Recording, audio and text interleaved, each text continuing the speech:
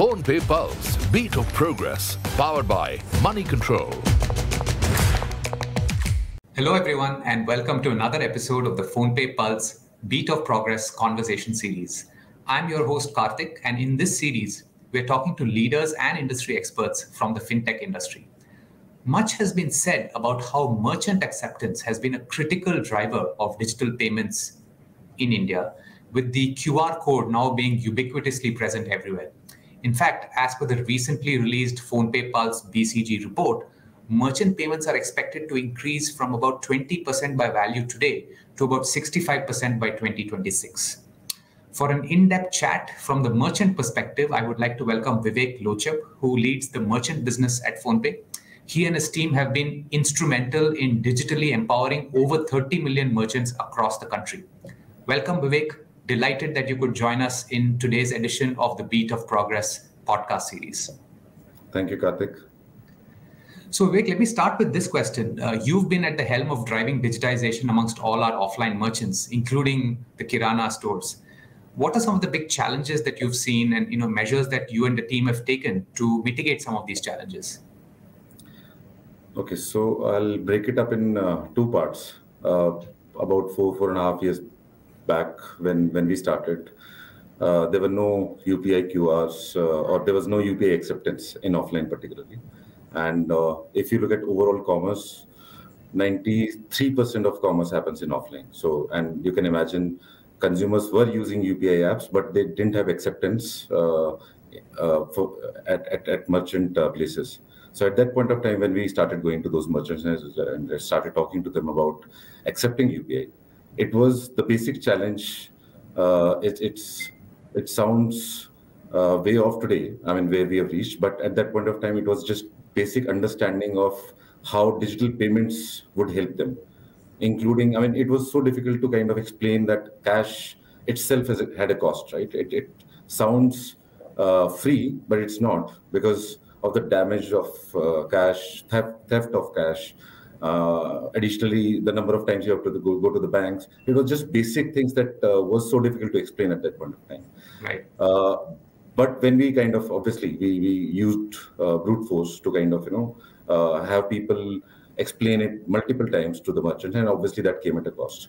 But over time, when we exploded, we had to get to about 50-60% penetration level. And fortunately, unfortunately, otherwise, but fortunately for digital payments, COVID happened, and people actually got aligned on the customer side, wanted a contactless payment experience, and at that point of time, payments really exploded, and it became almost simple for merchants to understand that this is a customer's ask today. So it was basic education that we had to kind of invest behind to start with. But later on, at growth stage, if you I mean, last 2 years, transactions have grown by 4 times the volume as well as the value. So you can imagine earlier when we started, it was 1 to 2% of merchants payment which was digital. Now it has gone to about 20% level. So obviously merchants started taking this much more seriously. Additionally, what happened, because every time there is some kind of ubiquity that gets created, there are fraudulent elements, unscrupulous elements that came in. They started finding flaws in the process, including, I mean, I was hearing of some people pasting their QRs on merchant's QR, and it was so difficult for the merchant to understand that he was not getting the payment, somebody else was. And at that point of time, we kind of innovated with our photo QR. So we started giving QR code with their photographs so that they could identify if it's their QR or somebody else's QR. Additionally, the other kind of fraud that started happening, consumers started showing their fake screen of that payment has happened, look at my screen. And that's when we realized that validation experience needed to be better. And thereby we launched Smart Speaker, which kind of helps them hear the sound when the transaction happens. So there are various challenges that we face across, and new will come, I'm sure. So idea is that we keep investing behind those solutions and we keep moving forward. Yeah, so why don't we take a look at a merchant story sharing his experience with digital payments. I am Banti Sutradhar. I live in a small village called Charida. It's a village in the Bagmundi in the subdivision of the Purulia district in the state of West Bengal, India. Charida is famous for the Chhau mask used in the famous Chhau dance. Though our village is located remotely at the foothills of Ayodhya Hills, still it attracts many offbeat tourists from all parts of India because of its heritage and creativity.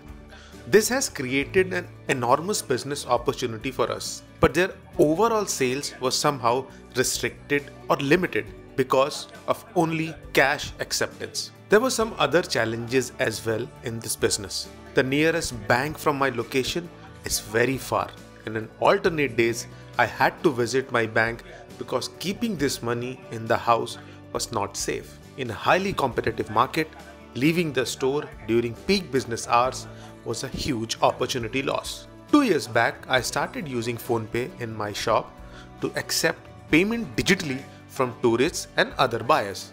Now, there are no more visits to bank for payment deposit as digital payment money is getting deposited directly to my bank account.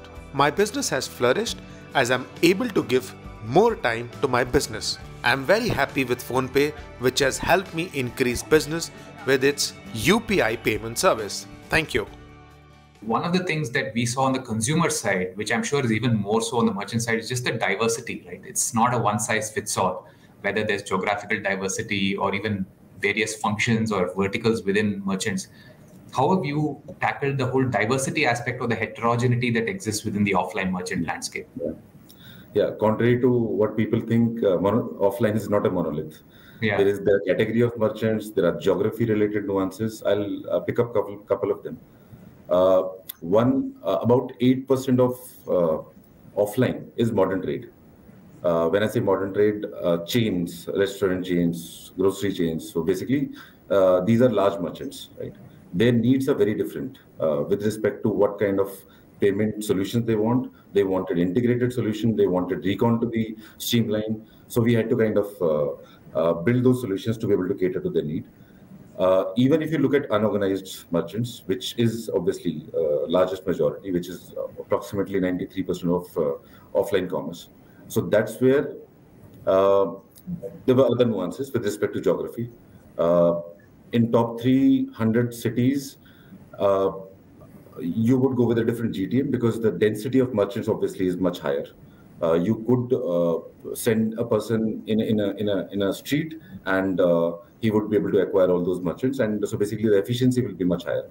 But if you go to far-flung areas, merchants are scattered all over, right? I mean, the number of merchants per capita is much lower, so it's very difficult to deploy your sales people directly. So we had to innovate on the GTM model itself. We found partners, micro entrepreneurs who we went to, who wanted to earn a little more beyond obviously what they were earning in their core job. So we took their help in every tehsil, in every small district. We went and kind of onboarded them. They helped us acquire. Obviously, we paid them for acquisition. So it was a very different creative GTM model we had to come up with to actually penetrate in rural. The third nuance, I think, is with respect to different merchants' need. If you look at high ATV, high transaction, where the ticket size of every bill is much higher, there the consumer behavior is that they would want the card to be accepted. And so obviously because of consumer behavior, merchant would want to kind of enable card payments there. So there we kind of enabled container where we allow our consumers to start to pay using credit card also. But in the smaller segment where the throughput is higher, where the transaction ticket size is lower, but the number of transactions that happen, like a tea stall, like a panwala. So the number of transactions that would happen in a day will be much higher, but the value will be smaller. He wouldn't want to enable credit card, but he wanted UPI payments to be available there. So we had to kind of figure out what kind of solution and what kind of GTM and what kind of instrument, payment instrument that we would need to enable for different segments of these merchants. That's an interesting insight on working capital. So let's take a look at a merchant's experience on real-time settlements. नमस्ते, मैं चिंतन परमार बुट house की ओर से। अच्छा मैं आपसे एक चीज़ share कर रहा हूँ जो मेरी Hello, I am Chintan Parmar from Parmar Boot House. I'm sharing a problem that has been solved by PhonePe. We have been using PhonePe for over 1 year, but we were facing a problem in getting confirmation once successful payments by customers were completed. As transaction verification problems are common, we needed instant verification of successful payments in all our stores. To solve this challenge, PhonePe is providing a store-wise transaction confirmation facility, which is beneficial for both merchants and consumers. So, I want to thank PhonePe for providing us with this solution. Another great thing about PhonePe that I want to highlight is that it helped me solve the problem of branch-wise settlement in all my 18 stores across South Gujarat. It is a great feature that PhonePe has provided that makes it very easy to track branch-wise settlement. So, thank you PhonePe, and I urge everyone to use PhonePe. Mainly मेरे हिसाब से सबको phone पे use करना चाहिए. Actually, that's really insightful. And now I wonder that in addition to the challenges that seem to be very specific and it's not a monolith, every merchant is quite different. I think what would help is, Vivek, if you can just talk us through how different merchants have been using digital payments differently. Some of them are, as we've talked about before, some of them are using it for digital payments itself, but many of them are actually using it beyond digital payments. So could you maybe shed some light on some feedback of some real examples of how digitization at an overall level is just permeating across various types of merchants? So as I said, when we started, 1 year down after we started, digital payments only contributed to 1 to 2%. So it was good to have, not a must-have. I mean, cash was obviously a king, and it's still significant. But at that point of time, people never really saw digital payments as a must-have. And if you go back, penetration, when we reached penetration in a particular city, when we reach to 80% merchants, right? Because as a consumer, if you look at the consumer, if he has to carry a wallet to go to a market, to go to any place that he wants to go to, then the natural behavior is to obviously take out cash or take out card, and that's how we started. But when we reach to that inflection point of 80% penetration is when we make a consumer realize that you don't need to carry wallet at all to go and shop anywhere. And that's when it completely switches. Then it explodes, the transactions explode, because consumers, more and more consumers start using the UPI app.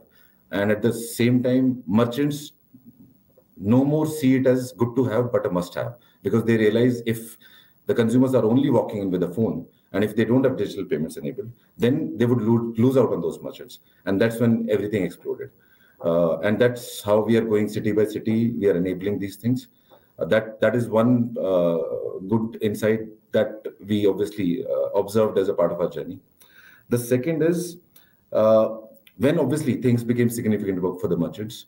Merchants also realized that there was significant advantage they were observing in their working capital they had to manage. The distributor payments, the number of times they don't have to go to the bank now, the amount of theft they were having in cash, all those things obviously got minimized over time. So that's something that merchants only realized after obviously the traction increased. Third part is that, the thing that you were alluding to, that was that it's not just payments that kind of, do the trick. We innovated on something else with respect to how do we add more value to the merchant's life, right? Beyond payments, is when we realize that we have a large consumer base. We have a large merchant base on both sides. And when we onboard a merchant, we actually take their lat long, and obviously other than KYC information, we could actually connect the two because consumers usually look for nearby shops, all those places. So basically we could connect the two. So we built a feature called PhonePe stores, using which a consumer would be able to see all the stores of different categories. It could be restaurant, it could be grocery, because payments is obviously category agnostic. He would be able to see all nearby stores, and he would be able to chat with them. He'll be able to call them. He'll be able to. So that engagement channel we built, and that helped merchants grow their business, because obviously we kind of created their visibility without any cost. And obviously, those are the kind of things that merchants started preferring beyond payments. And we have to obviously keep moving in that direction. I think this notion of going beyond payments is quite powerful. Let's look at an example of how the PhonePe business app has actually helped merchants in going beyond payments. Hi, I am Rajesh, General Manager, Aditya Bajaj. We are in the field for the past 30 years. We have 3 dealerships, Bajaj as well as KTM. Actually, we are using the bank credit card swipe machines to get the payments from the customers. In that, we are paying much commission. So recently, we came to know that PhonePe is available, and people approached us. We have started using across all our branches through QR code. We started collecting customer payments in this. So previously we were paying much amount as a commission. In this QR code system, we are saving a lot, to be frank. So we are, as a business people, that's what we want. So we are getting the benefit from PhonePe partner. And also we are getting much benefits by verifying the payment receipt from our end, and we can list out all our stores and we can verify every day what is the amount we have received. And in the customer part, customers are very easily identifying our stores by the app. So that is also helps the customers much. So we are very much happy to have such a wonderful partner. And the service part, we have to say, they are much comfortable with the service. So whenever we face any difficulties, immediately the executive helps us and resolves the issue immediately. So we as well as our customers are much happy with PhonePe. Thank you. Excellent. So these are some very good examples, Vivek. Before we wrap up, we've talked a lot about what's happened in the past. So if you take the next 5 to 10 years, Vivek, where do you see future growth coming from? What do you think are some of the unlocks or critical factors that will actually help drive even further digitization of these merchants? So one place where we expect a huge growth is rural, because what we have observed in urban, as soon as we reach 80% penetration, consumers' behavior change. More number of consumers make more number of transactions, and obviously the ecosystem explodes. So I think we have reached, as an ecosystem, we have reached to about 50-60%. By the end of the year, or early next year, I think we'll be able to reach to that 80% penetration level. And that's when we believe that there will be that inflection point, which will enable the ecosystem even in rural. Other than that, I think as an ecosystem, we'll need to kind of invest heavily towards creating payment system more reliable, because number of downtimes that we experience either from NPCI side or from bank side. So those things are creating a friction with respect to reliability, and that obviously is connected to the kind of sustainability that this business has. At this point of time, I would want to kind of give credit to RBI for their PIDF scheme, which is kind of helping us create digital penetration in rural. But that's also obviously finite. At some point of time, we'll have to kind of have ecosystem self-sustainable towards more innovation, more investment. And in that regard, I think if at some point of time we move away from zero MDR and kind of figure out a system which can help the ecosystem invest much more, because that is what will be the next step in driving the growth moving forward. And on that note, thank you, Vivek, for joining us. It was wonderful talking to you. I think it's very obvious that without the merchant side investments that have happened, India's digital story is incomplete. Thanks, everyone, for joining us. We'll be bringing more such conversations your way.